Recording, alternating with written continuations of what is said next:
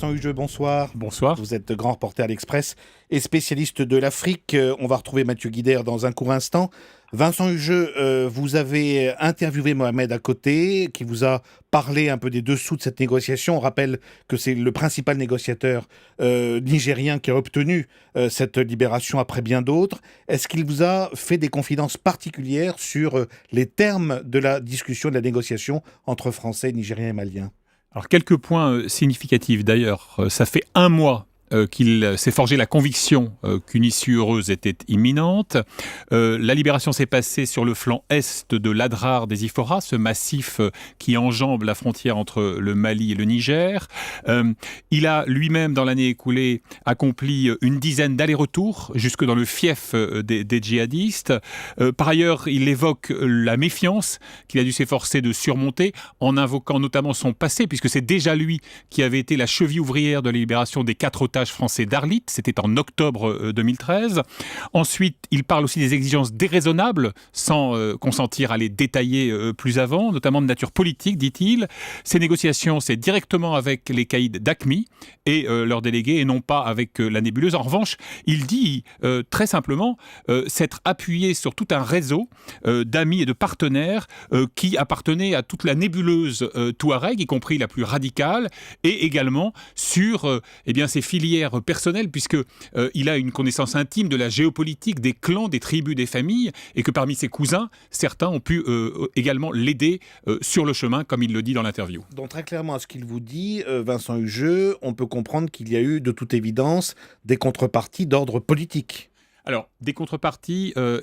à mon sens, il n'y a pas lieu d'en douter, puisque si en Occident on a tendance à focaliser sur la dimension financière, oui bien sûr, de l'argent circule, ne serait-ce que pour huiler les rouages des émissaires, des médiateurs réels ou supposés. Mais très souvent, pour un caïd d'une katiba djihadiste, obtenir la libération de camarades emprisonnés en termes d'impact, en termes de prestige, est encore plus important.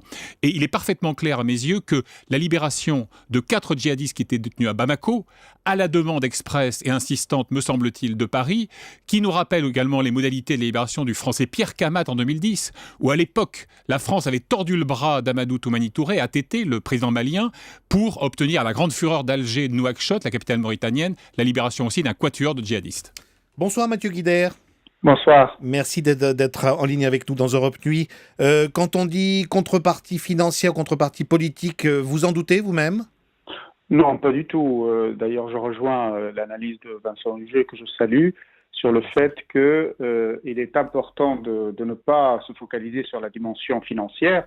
Elle est utile, elle est nécessaire et c'est quasiment de la redistribution dans cette région-là. On n'est pas véritablement sur des enjeux tels que mafieux ou autres. Dans le cas de Serge Lazarevic, Mathieu Guider, qu'est-ce qui vous semble avoir dominé pour favoriser cette issue favorable ? C'est le contexte local, indéniablement.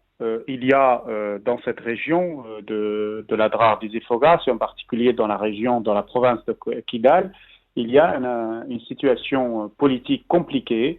Les négociations avec Bamako n'avancent pas tout à fait.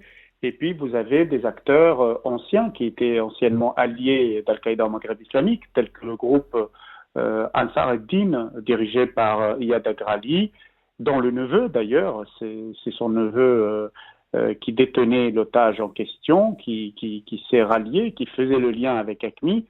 Et c'est toutes ces alliances, ces retournements d'alliances, le fait qu'un certain nombre d'acteurs également aient constitué un haut conseil pour l'unité de l'Azawad, dans lequel se trouvent à la fois d'anciens islamistes, d'anciens partenaires, mais aussi des ennemis d'AQMI, Oui. fait qu'aujourd'hui, c'était tout à fait possible de négocier. Mathieu Guider, compte tenu de ce qu'on vient de dire sur la France qui a l'habitude de mettre les moyens pour sauver ses otages, contrairement aux Américains ou aux Britanniques, est-ce que vous pensez que ça rend les otages français plus exposés parce que plus recherchés par les groupes islamistes ? Non, il faut pas simplifier. Tous les otages occidentaux sont exposés. On le voit en Syrie, on le voit en Irak, parce qu'ils permettent, en fait, ce n'est pas tellement pour la question financière, ils permettent surtout une visibilité médiatique internationale que recherchent tous les groupes djihadistes un peu partout dans le monde. Ils sont recherchés essentiellement pour cela, parce qu'il y a un relais médiatique impressionnant à chaque fois qu'un otage occidental est pris. la dimension financière, elle n'arrive pas au premier abord. Et donc, en ce qui concerne les Français, il est vrai qu'il y a en plus la petite carotte qui permet d'attirer les djihadistes de tout poil, mais surtout, ça permet de maintenir en vie les Français. On sait que les autres nationalités, une fois qu'ils sont pris, c'est quasiment cuit. Par contre, pour les Français, on sait qu'il y a une garantie certaine, une quasi-certitude qu'ils ne sont pas tués et qu'on fasse attention. Alors, donc, il y a les deux aspects. je reviens vers vous, Vincent Hugeux. Et maintenant, est-ce qu'on se réjouit de dire que la France n'a plus aucun otage dans le monde à l'heure qu'il est? Est-ce que pour autant, on peut dire que l'avenir est certain pour les Français et préservé dans cette région du Sahel? Pas du tout. Et d'ailleurs, il n'est pas fortuit de noter que ce matin, dans le propos de François Hollande, puis dans celui de Serge Lazarevitch, il y a une mention explicite du devoir de vigilance, de l'impératif de prudence. Pour une raison très simple, je ne veux pas. C'est très rare d'ailleurs du président à dire. C'est la première fois que c'est formulé d'une manière aussi solennelle et explicite. Et je ne veux pas casser l'ambiance. Je comprends parfaitement le soulagement et ce sentiment d'euphorie, mais la France n'a plus d'otages aujourd'hui dans le monde. Elle peut en avoir dans 2 semaines ou dans 2 mois.